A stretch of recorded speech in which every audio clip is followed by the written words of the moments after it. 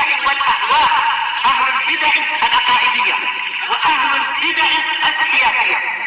نقول بيننا وبينكم السلف، بيننا وبينكم الكتب، كان فيقول البدع بيننا وبينكم. بسم الله الرحمن الرحيم.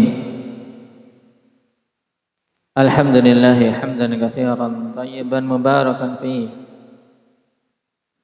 كما يحب ربنا ويرضاه. أشهد أن لا إله إلا الله وحده لا شريك له،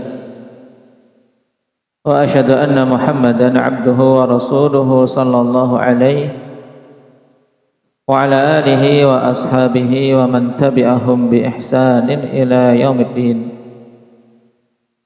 Amma ba'd. Pertemuan yang lalu kita membaca kisah munazarah antara Syekh Abu Abdurrahman Abdullah bin Muhammad bin Ishaq Al-Adrami dengan Ahmad Ibnu Abi Du'ad pada masa kekhalifahan Al-Wathiq. Yang inti dari munazarah tersebut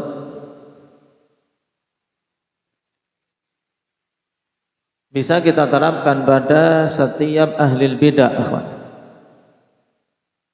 yang kemarin disimpulkan oleh Syekh Ibnu Utsaimin rahimahullahu taala menjadi 3 tahapan. Baik. Dan kalau kita perhatikan dalam munazarah tersebut, yang menanyai siapa? Yang menanyai adalah pihak Sunni. Maka ini penting kawan dalam munazarah ahli bidah. Maka jangan sampai kita yang ditanya. Kenapa? Karena yang mereka ada-adakan perkara kebid'ahan, baik itu berupa akidah ataupun ibadah, yang dituntut adalah yang menetapkan suatu ibadah untuk mendatangkan dalil, bukan yang menghukumi bahwasanya perkara itu bid'ah, tapi yang menyatakan itu ibadah yang dituntut dalil. Makanya Sunni yang menanyai ahli bidah, bukan ahli bidah yang menginterogasi seorang Sunni. Ini penting. Makanya Sunni bertanya kepada mubtadi'. Tahapan yang pertama yang ditanyakan apa? Indaka Ali.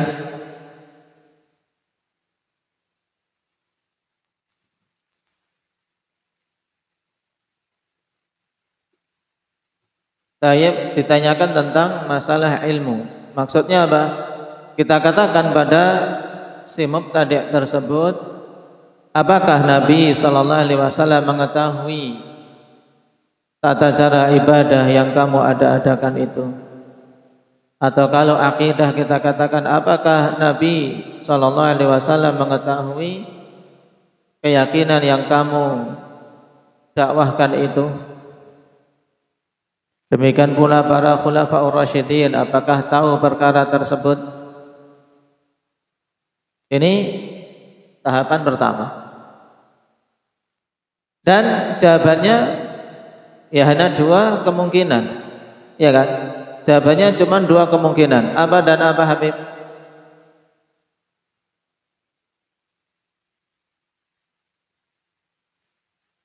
Nah, jawabannya orang ketika ditanya seperti ini mesti 2 kemungkinan. Jawabannya apa dan apa? Tahu atau tidak? Tahu, jelas. Ya kan? Mesti dia akan menjawab salah satu dari 2 itu. Dia akan menjawab Nabi tahu, atau menjawab Nabi tidak tahu. Nah, kita harus mempersiapkan langkah berikutnya ketika dia menjawab dengan salah satu dari 2 jawaban tersebut. Nah,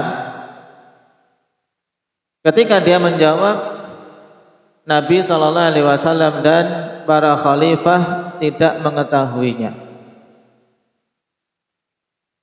Ini biasanya pertama kali itu. Kenapa? Karena memang dia merasa apa yang dia ada-adakan tidak datang dari Nabi. Yang dia ada-adakan tidak dilakukan oleh khalifah, oleh khulafaur rasyidin. Maka dia akan menjawab, Nabi dan para khulafa'ur rasyidin tidak mengetahuinya. Maka kita kejar dengan langkah kedua. Bagaimana itu, Bapak?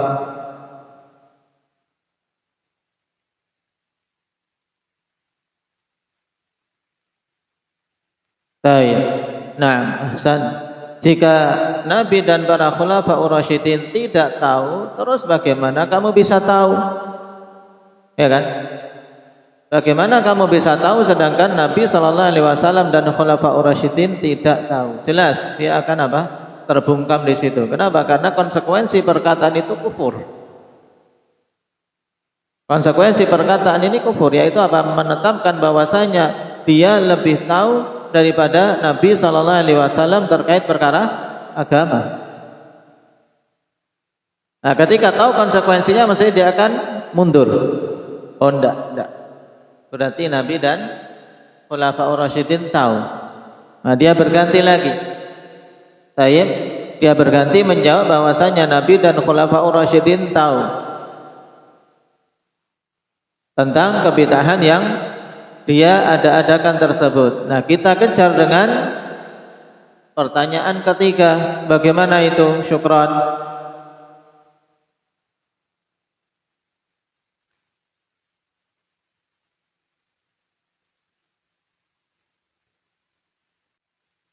Baik. Kita katakan berarti jika Nabi sallallahu alaihi wasallam dan khulafa'ur rasyidin mengetahuinya sebagaimana jawabanmu itu, apakah memungkinkan bagi Nabi dan para sahabat untuk tidak berbicara dengannya dan tidak mendakwahkan kepada manusia? Nah, ini mudahnya. Maka dia akan menjawab apa? Kalau mungkin kok Nabi tidak mendakwahkan, ya kan? Kalau mungkin memungkinkan Nabi untuk tidak mendakwahkan, kok si mubtadi ini memaksa? Kalau tidak mungkin, kok buktinya Nabi tidak mendakwahkan itu? Akhirnya dia terbungkam di sini. Ya, marhalah ketika pahami ini, akhwan, karena kalimatnya sedikit apa? Sedikit sulit. Dalam artian ungkapan wasi'ahum ini. Wasi'ahum mudahnya, nah, saya maksudnya memberikan kelonggaran. Apakah longgar bagi Nabi dan bagi khulafa'ur rasyidin untuk tidak berbicara dan tidak mendakwahkan manusia kepadanya? Maksudnya apa? Apakah memungkinkan bagi mereka untuk tidak mengatakan dan mendakwahkannya? Ini mudah. Baik. Wasi'ahum ay amkanahum. Berarti saya ulangi marhalah yang ketiga.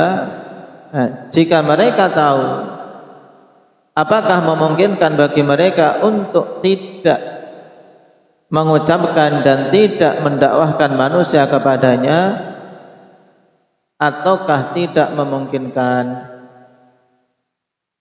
Maka dia akan menjawab bahwasanya apa? Memungkinkan bagi Nabi dan para sahabat untuk diam dan tidak mendakwahkannya. Ya kan? Kenapa? Karena faktanya memang demikian. Nabi SAW tidak mengucapkan itu dan tidak memaksa manusia seperti yang dilakukan oleh ahlul bidah tersebut. Maka ditutup dengan apa? Dengan kalimat untuk membungkam mereka. Sesuatu yang memungkinkan bagi Rasulullah dan para khulafa'ur rasyidin terus tidak memungkinkan bagimu, maka dia akan terbungkam di sini. Taib, pahami munadharah ini dengan baik. Barakallahu fikum. Sekarang kita masuk pada pembahasan berikutnya menjadi inti dari kitab, yaitu zikru ba'di ayatis sifat. Penyebutan sebagian ayat-ayat tentang sifat-sifat Allah Subhanahu wa ta'ala. Nah, mulai dari sini akhwan, kita akan masuk pada pembahasan penyebutan beberapa sifat-sifat Allah Subhanahu wa ta'ala yang ada di dalam Al-Quran. Sebagian saja, tidak keseluruhannya.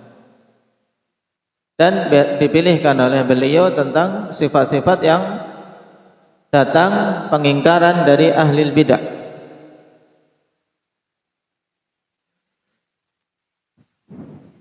Perhatikan pada matan yang ke-12, famimma jaa'a min ayati sifati qaulullahi azza wa jalla wa yabqa wajhu rabbik. Di antara ayat-ayat yang datang tentang sifat-sifat Allah Subhanahu wa taala, yaitu perkataan Allah Subhanahu wa taala wa yabqa wajhu rabbika dzul jalali wal ikram. Ini ayat pertama yang disebutkan yang padanya penetapan sifat wajah bagi Allah Subhanahu wa taala. Qala al-'Allamah Ibnu Utsaimin rahimahullahu taala, as-sifatul lati dzakaraha al-muallifu min sifatillah taala. Sifat-sifat yang disebutkan oleh muallif, yaitu siapa muallif yang dimaksud? Hamzah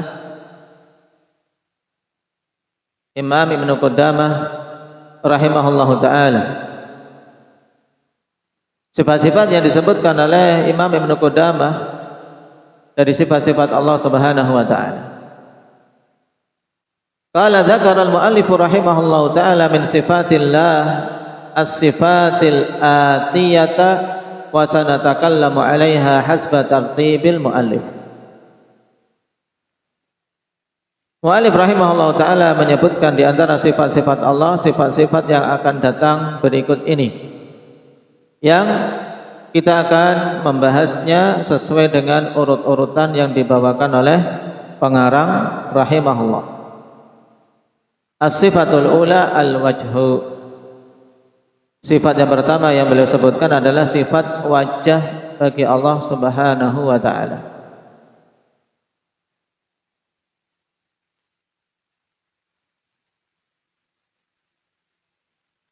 Qala al-wajhu thabitun lillahi ta'ala bidalalatil kitabi wa sunnati wa ijma'is salaf. Sifat wajah itu thabit, yaitu tetap bagi Allah Subhanahu wa taala. Maksudnya bahwasanya Allah Subhanahu wa taala di antara sifat-sifatnya adalah sifat wajah. Allah Subhanahu wa taala disifati memiliki wajah. Dan tentunya harus diingat kaidah yang telah kita pelajari di depan dalam menetapkan sifat-sifat Allah Subhanahu wa taala. Yaitu kita tetapkan sifat wajah ini wajah yang hakiki sesuai dengan keagungan Allah Subhanahu wa taala, tidak sama dengan wajah para makhluk, dan tidak boleh kita bertanya-tanya tentang bagaimananya. Tidak boleh pula kita menyimpangkan dalil yang datang menetapkan sifat wajah tersebut kepada makna selain yang zahir dari nas tersebut.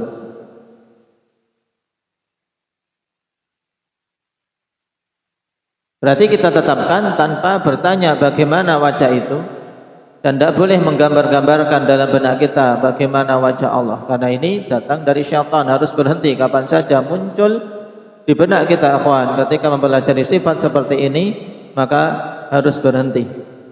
A'udzubillahi minasyaitonir rajim. Minta perlindungan kepada Allah dari was-was yang ditimbulkan oleh syaitan.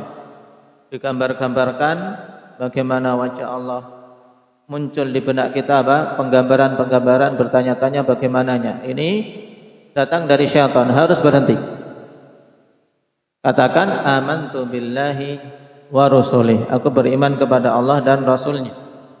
Karena apa? Syaitan datang memang menimbulkan was-was dalam masalah keimanan. Baik.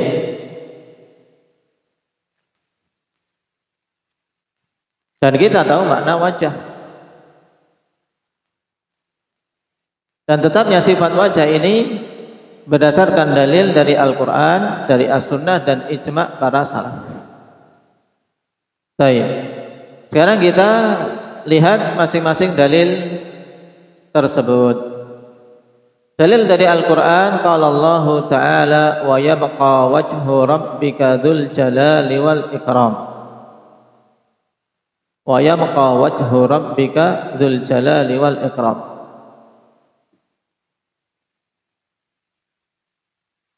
Allah Subhanahu wa taala tetapkan di sini wajah yang diidhafahkan kepada Rabb-nya.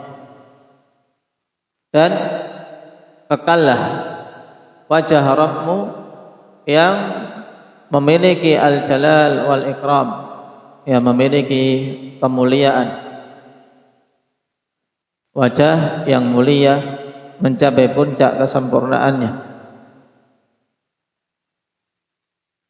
Dan ini salah satu dari ayat-ayat yang banyak yang menetapkan sifat wajah akhwan. Dan dipilihkan ini kenapa? Karena ayat ini sangat tegas menetapkan wajah bagi Allah. Dan juga ayat ini akhwan membantah pentakwilan-pentakwilan yang didatangkan tentang sifat wajah. Nah, kenapa? Karena di sini wajhu rabbik, kemudian disifati dengan dzul jalali wal ikram. Sehingga apa? Menunjukkan bahwasanya tidak mungkin yang diinginkan dengan wajah itu adalah apa? Adalah nikmat, thawaab atau thawab atau pahala. Demikian pula tidak memungkinkan untuk dibawa ayat ini kepada apa? Makna zat. Kenapa? Wajah diidhafahkan kepada Rabb, kepada Allah Subhanahu wa taala. Adapun ayat-ayat yang lain antum tambahkan.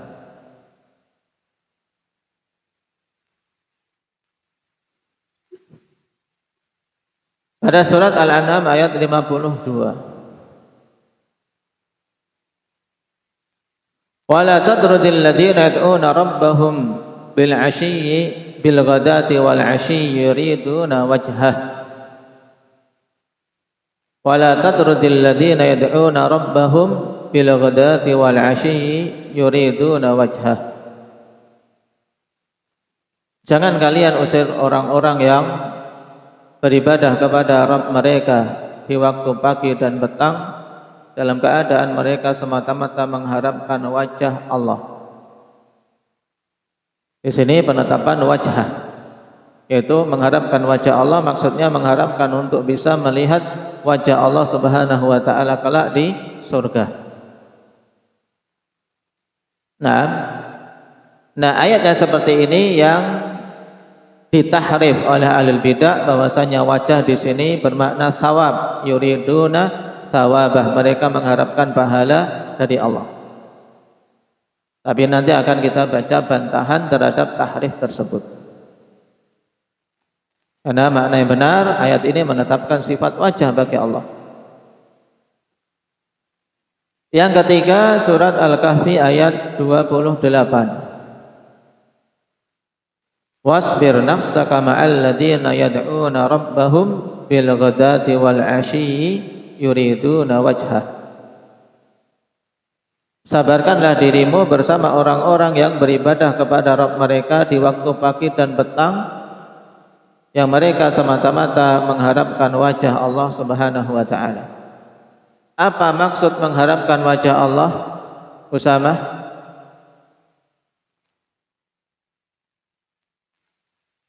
Mengharapkan untuk melihat wajah Allah Subhanahu wa taala kelak di surga. Baik. Ini hampir sama dengan surat Al-An'am tadi. Ahlul bidah pun mentahrifnya dengan metode yang sama. Yang keempat, Al-Qasas ayat 88. Kullu syai'in halikun illa wajhah. Segala sesuatu itu akan binasa, akan hancur.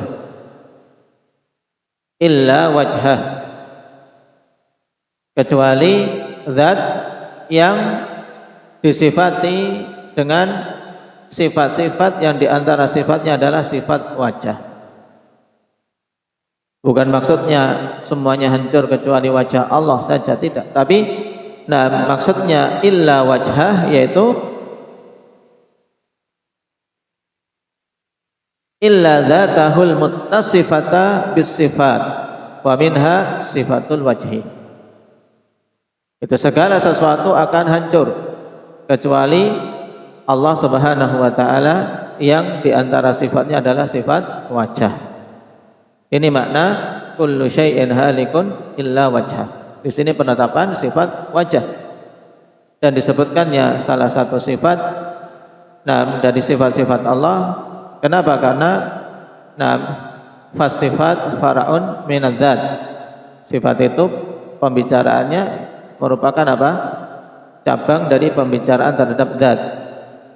Dan membicarakan sifat-sifat Allah kaidahnya sama dengan pembicaraan terhadap zat Allah Subhanahu wa taala.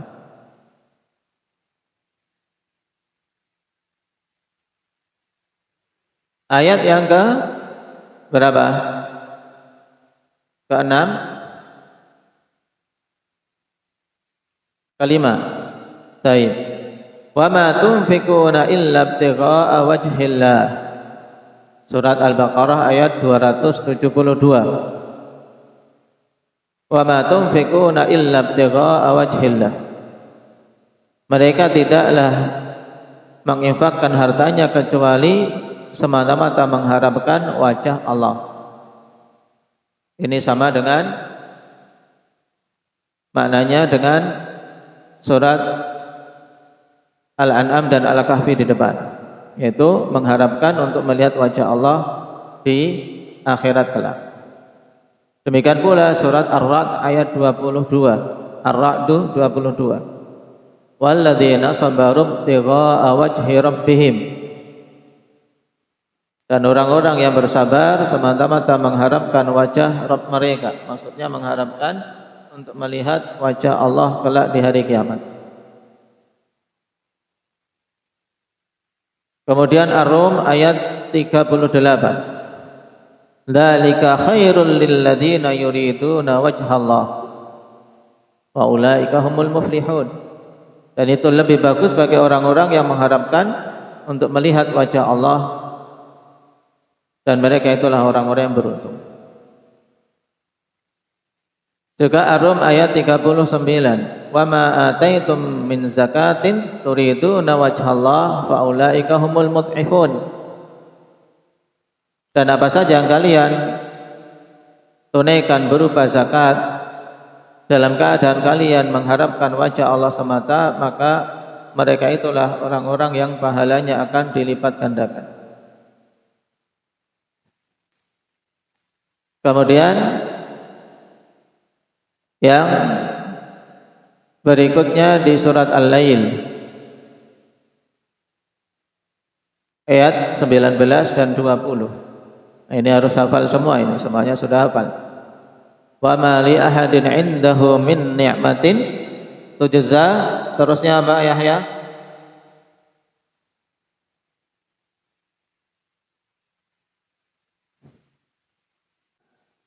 Baik.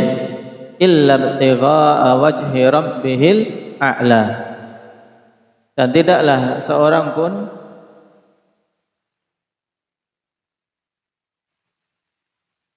mereka itu bisa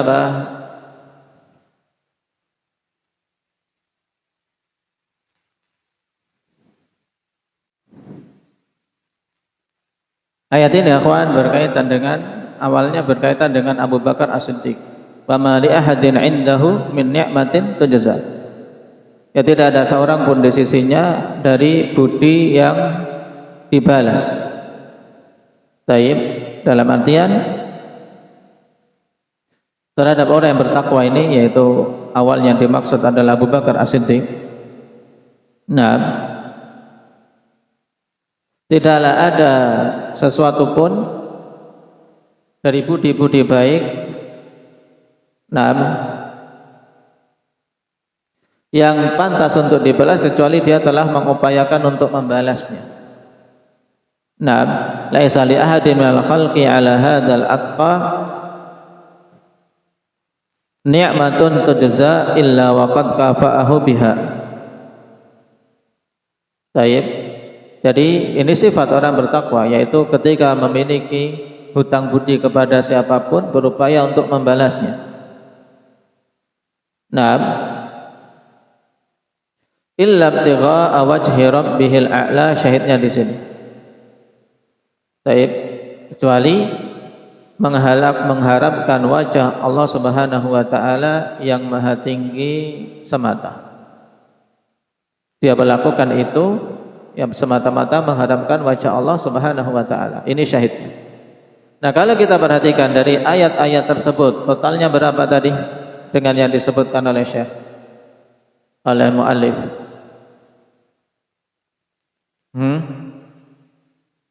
Berapa? 9. Nah, 9 ayat. Kalau Anda perhatikan mayoritasnya berkaitan dengan apa? Dengan mengharap wajah Allah. Makanya ahlul bidah akhwan mengarahkan tahrif untuk menolak penetapan sifat wajah dengan memaknakan wajah itu sebagai thawab, pahala. Kenapa? Karena pas menurut mereka, kecuali mengharapkan pahala dari Allah. Tapi hal ini tidak bisa kita terima dengan bantahan yang insyaallah dibawakan oleh Syekh di akhir pembahasan. Nah, ini 9 ayat berkaitan penetapan sifat wajah, dan di sana ada ayat yang ke-10 yang terjadi khilaf di kalangan ahli sunnah. Untuk 9 ayat ini, akhwan, ahli sunnah bersepakat itu padanya penetapan sifat apa? Muhammad, wajah bagi Allah. Dan di sana ada ayat yang ke-10 yang terjadi khilaf memang. Khilafnya di kalangan ahli sunnah. Apakah ayat ini termasuk ayat sifat atau bukan? Yaitu ayat di surat Al-Baqarah ayat 115. Walillahil masyriqu wal maghrib fa aina ma tuwallu fa thamma wajhullah. Innallaha wasi'un alim. Milik Allah Subhanahu wa taala timur dan barat. Fa aina ma tuwallu, ya kemanapun kalian menghadapkan wajah kalian, fa thamma wajhullah, maka di sana wajah Allah Subhanahu wa taala. Nah, ayat ini Syekhul Islam Ibnu Taimiyah rahimahullahu taala, akhwan, beliau condong bahwasanya ayat ini tidak masuk dalam deretan ayat sifat. Taib, tidak masuk dalam deretan ayat sifat. Dan memang datang beberapa perkataan dari salaf. Taib, di mana fa thamma wajhullah maksudnya apa? Qiblah. Nah, bukan penetapan sifat wajah. Dan Syekhul Islam juga menetapkan bahwasanya ayat ini bukan termasuk ayat sifat. Tapi yang rajih, sebagaimana dirajihkan oleh Syekh Ibnu Utsaimin dalam Syarah Wasithiyah, bahwasanya fa thamma wajhullah ini juga masuk dalam ayat yang menetapkan sifat wajah bagi Allah Subhanahu wa taala. Lalu maknanya bagaimana? Maknanya ila ayyi jihatin tatawajjahuna fa thamma wajhullahi subhanahu wa ta'ala li'anna allaha muhitun bikulli syai'. Kemanapun kalian mengarahkan wajah-wajah kalian, maka di sanalah wajah Allah. Maksudnya apa? Di sana wajah Allah. Kenapa? Karena Allah Subhanahu wa taala melingkupi segala sesuatu. Nah, tayyib, Allah Subhanahu wa taala melingkupi segala sesuatu, sehingga kemanapun kalian mengarah, seandainya sholat kok kemudian keliru kiblahnya dalam keadaan kalian tidak tahu, maka sah. Taib. Kenapa? Karena fa'ina ma tuwallu fa thamma wajhullah. Taib. Sehingga ini 10 ayat di dalam Al-Quran yang menetapkan sifat wajah bagi Allah Subhanahu wa ta'ala. Adapun dalil dari as-sunnah disebutkan di sini satu, wa qala Nabi sallallahu alaihi wasallam li Sa'ad bin Abi Waqqas. Nabi mengatakan kepada Sa'ad bin Abi Waqqas, innaka lan tunfiqa nafaqatan tabtaghi biha wajhallah illa ujirta 'alaiha. Sungguhnya engkau tidaklah mengeluarkan suatu infak yang engkau mengharapkan dengannya wajah Allah kecuali engkau akan diberi pahala atasnya. Hadis muttafaqun alaih. Syahidnya apa? Tabtaghi biha wajh Allah. Di sini penetapan sifat wajah bagi Allah Subhanahu wa taala. Hadis muttafaqun alaih dari Sa'ad bin Abi Waqqas. Nah, kemudian dalil yang lain dari As-Sunnah yaitu doa ketika Nabi masuk masjid. Apa doanya, Rifki? Selain Allahumma ftah li abwaaba rahmatik, ada doa yang lain telah kita lewati yang di situ padanya penetapan sifat wajah.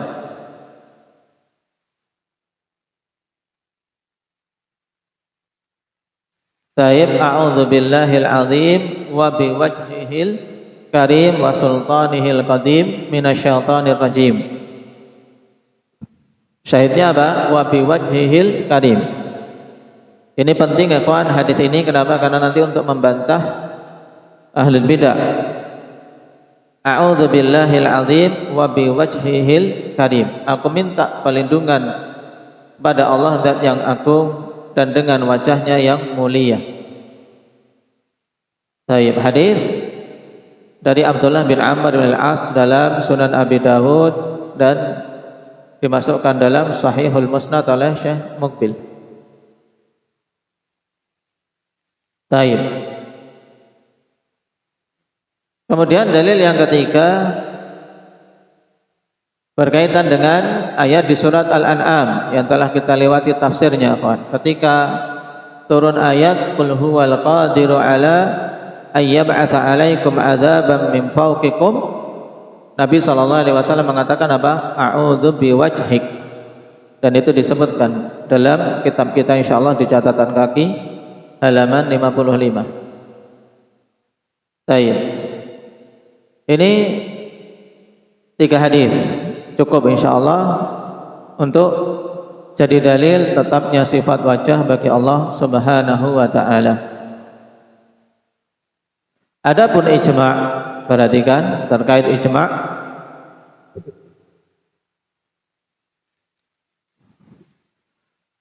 Wa ijma'is salaf telah dinukilkan di bawah. Naqala al-ijma' ala dzalika, telah menukilkan ijma' atas hal ini sederetan para ulama. Yang pertama Syekhul Islam Ibnu Taimiyah. Baik, kemudian yang kedua Ad-Darimi. Sebagaimana dalam Naqdud Darimi 'alal Marisi. Yang ketiga Ibnu Khuzaimah. Ini cukup 3 a'immah. Nah, dari a'immah ahli sunnati wal jamaah yang menegaskan ijma' para salaf tentang tetapnya sifat wajah bagi Allah Subhanahu wa taala. Baik. Qala wa ajma'a as-salafu ala itsbatil wajhi lillahi ta'ala fayajibu itsbatuhu lahu biduni tahrifin wala ta'tilin wala takyifin wala tamtsil. Dan para salaf telah berijma', telah bersepakat tentang tetapnya sifat wajah bagi Allah, sehingga wajib untuk menetapkannya bagi Allah tanpa tahrif, tanpa ta'til, tanpa takyif dan tanpa tamtsil. Wa huwa wajhun haqiqiyyun yaliqu billah, dan itu adalah wajah yang hakiki yang sesuai dengan keagungan Allah. Ini keyakinan ahli sunnah. Baik. Dan wajah masuk kategori sifat apa? Perhatikan catatan kaki nomor 3. Wahia sifatun dzatiyatun khabariyah. Baik, dan itu adalah sifat dzatiyah khabariyah. Ingat kembali pembagian sifat dari sifat-sifat Allah. Nah, secara umum sifat terbagi jadi 2, yaitu apa? Yaitu apa, Iqbal? Secara umum sifat terbagi jadi 2, yaitu apa dan apa? Tsubutiyah dan lawan tsubutiyah apa? Salbiyah, atau istilah yang lain apa? Badri? manfiyah. Kemudian subutiyah terbagi menjadi berapa? Indah ya Hanif.